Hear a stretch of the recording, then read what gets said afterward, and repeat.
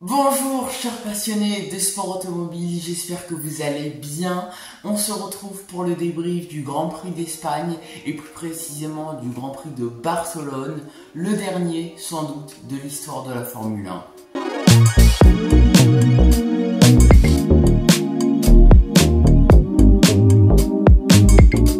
Comme je vous l'ai dit dans l'intro, c'est sûrement le dernier Grand Prix à Barcelone et j'avais envie de revenir un petit peu sur son histoire. Alors la première fois que ce circuit a accueilli un Grand Prix de Formule 1, c'était en 1991. Bien sûr, il y a eu d'autres Grands Prix d'Espagne avant, mais ce n'était pas sur le même circuit. Bon, alors pour ceux qui ne regardent pas trop la Formule 1 et qui ne connaissent pas trop ce circuit, je vais pas vous le cacher, on a toujours eu des grands prix ennuyeux sur ce circuit. On n'a jamais eu de course d'anthologie. Alors la Formule 1 reviendra sur ce circuit en 2026 pour les essais des nouvelles monoplaces. Je vous rappelle qu'en 2026, il y a cette fameuse nouvelle réglementation. Pour le Grand Prix d'Espagne, il se déroulera maintenant à Madrid, un circuit en ville où il paraît qu'il n'y a pas trop d'opportunités de dépassement. Donc à voir, mais si c'est un circuit ennuyeux comme Monaco...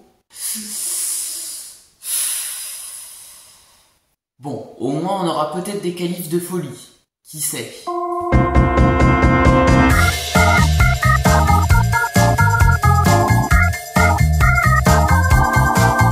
Bon, alors en premier, je vais vous parler bien évidemment de Nico Hülkenberg qui a réalisé la course de sa carrière, je pense. Franchement, je vais pas vous mentir, Nico Hülkenberg, je me suis jamais trop intéressé à ce pilote. C'est pas un pilote sur lequel j'ai flashé comme ça. Mais franchement, là, il m'a vraiment impressionné. Mais même pas par son résultat à l'arrivée, juste par sa course en elle-même qui était juste folle en fait. Bon alors Hülkenberg s'est qualifié 15e derrière son coéquipier Gabriel Bortoleto, lui qui s'est qualifié 12e. Il a réalisé sa meilleure qualification en Formule 1.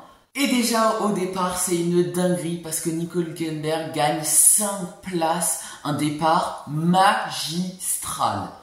Alors il fait une stratégie à 2 arrêts comme tout le monde, mais c'est à son compter sur une safety car dans les derniers tours suite au problème moteur de Kimi Antonelli. Alors il s'arrête une 3e fois, comme à peu près tout le monde, j'ai envie de vous dire, et la relance va être juste folle pour lui. Il dépasse Isaac Hadjar, et alors là, asseyez-vous, il dépasse la Ferrari de Lewis Hamilton pour la 6e place. Donc là, vous assimilez bien le truc là, hein. Sauber, Nico Hülkenberg, Ferrari, Lewis Hamilton. C'est un truc de malade.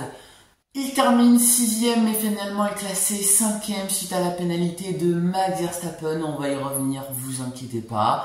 Week-end de fou pour Nico Hülkenberg, week-end de fou pour Sauber qui remonte à la 8e place du championnat constructeur, à égalité de points avec Aston Martin.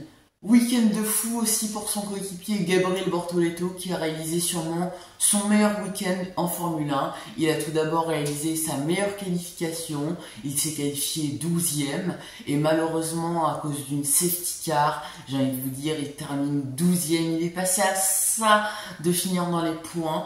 Je pense que sans la safety car dans les derniers tours, il aurait terminé dans la zone des points.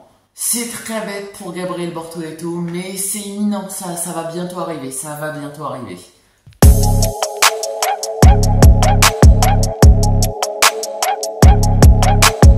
Aston Martin et plus précisément Fernando Alonso, ça y est, enfin c'est la délivrance. Chez lui, c'était le meilleur endroit pour faire ça. Et je vais tout d'abord commencer par les qualifs. Il s'est qualifié 10e et franchement son tour était incroyable. Et à la fin, ce que j'ai aimé, j'ai trouvé ça très émouvant. Il a salué tout son public comme si c'était son dernier tour de qualification en Formule 1. C'est un peu bizarre de dire ça, mais franchement, c'était très émouvant ce moment entre le public et Fernando Alonso. Bon alors après il a une course assez banale, j'ai envie de vous dire, stratégie encore une fois à 2 arrêts, mais il a tout de même réalisé de très beaux dépassements par l'extérieur, là c'était juste magnifique, donc il a réalisé quand même de belles choses sur ce Grand Prix. Encore une fois, très bien aidé par une safety car qui lui permet de terminer 9e de ce Grand Prix. À domicile, il marque ses premiers points de la saison. Alors j'espère que ça va lui redonner un petit peu de boost pour Fernando Alonso, lui qui s'était un petit peu démotivé sur ce début de saison. J'espère que ça va lui redonner un petit boost et qu'il va renouer, si je peux dire ça comme ça, avec le top 10. Il avait déjà réalisé de très belles performances. Déjà à Monaco, il s'était qualifié dans le top 10. Malheureusement, il n'avait pas pu terminer dans les points à cause d'un problème moteur. Quant à son coéquipier, Lance Stroll, lui on sait pas trop ce qu'il fait. Il a été déclaré forfait pour le Grand Prix suite à une blessure au poignet. Donc Stroll,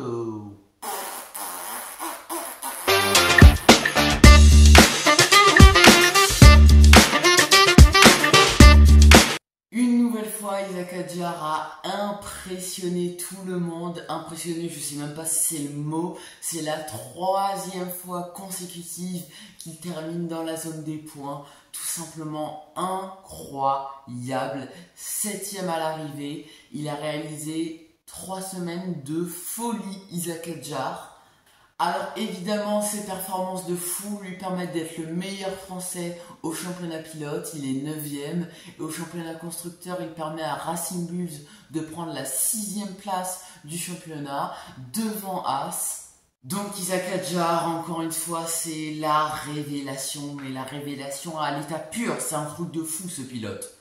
Quant à Pierre Gasly, lui aussi termine dans les points, il termine 8e, mais rien n'y fait. Alpine chute à la dernière place du championnat constructeur. C'est un truc de fou, Quand est-ce que cette écurie va remonter la pente? Quand? Alors Flavio Briatore dit qu'en 2026, ils vont être capables de jouer les podiums et qu'en 2027, ils vont être capables de rivaliser pour le championnat du monde. Donc à voir. Mais je préfère me dire que ça a fonctionné pour McLaren. Donc pourquoi ça fonctionnerait pas pour Alpine?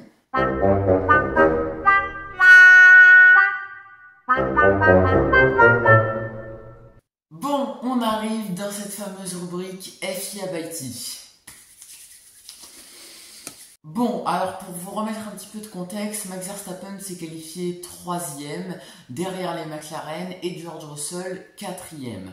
Alors Max Verstappen a joué pendant tout le Grand Prix avec la McLaren, il a joué presque la 2e place, voire la 1re, mais c'était vraiment lointain. Et la safety car dans les derniers tours lui a, entre guillemets, gâché son Grand Prix.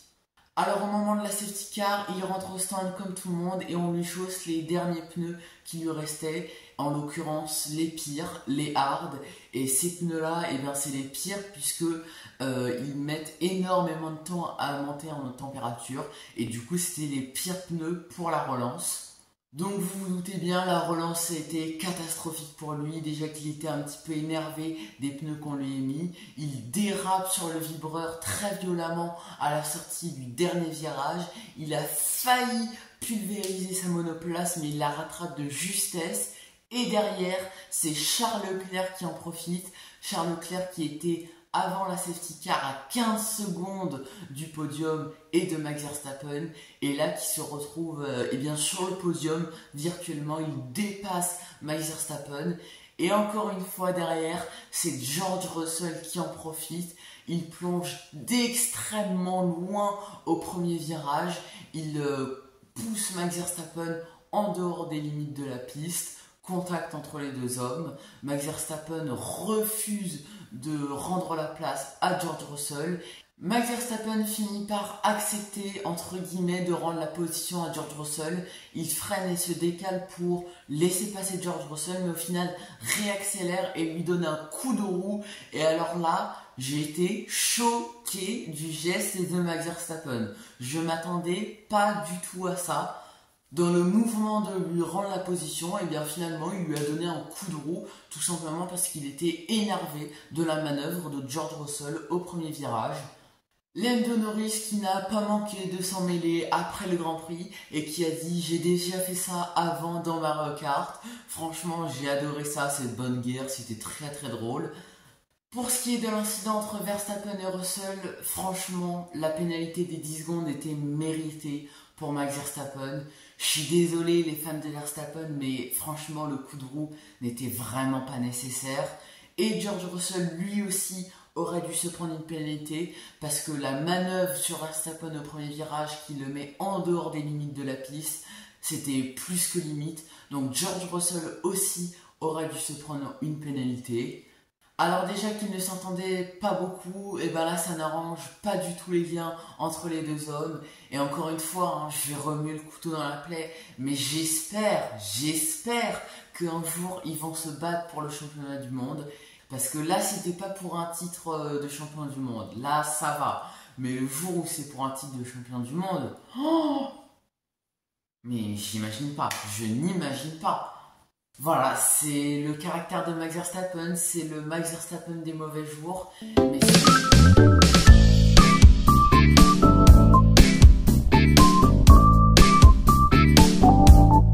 c'est Oscar Piastri qui remporte ce Grand Prix d'Espagne devant Lando Norris. Il reprend un petit peu d'air au championnat, il y a maintenant 10 points d'écart entre les deux hommes. 196e victoire de McLaren dans l'histoire de la Formule 1. Charles Leclerc termine 3e sur le podium, ce podium totalement inespéré pour Ferrari et qui relance un petit peu les espoirs de la Scuderia, qui prend la 2e place au championnat constructeur devant Red Bull et Mercedes. Le prochain Grand Prix, ce sera le Grand Prix du Canada sur le circuit Gilles Villeneuve, un circuit où on a souvent eu des Grands Prix mouvementés, notamment l'année dernière, je ne sais pas si vous vous rappelez. Donnez-moi vos pronostics en commentaire, ça me fera très plaisir. Encore une fois, merci d'avoir regardé ce débrief, n'hésitez pas à mettre un petit like, hein, et puis à partager cette vidéo, ça me fera très plaisir. Et puis moi je vous dis à très bientôt pour de nouveaux Grands Prix de Formule 1 toujours plus éclatants. Ciao, chers passionnés!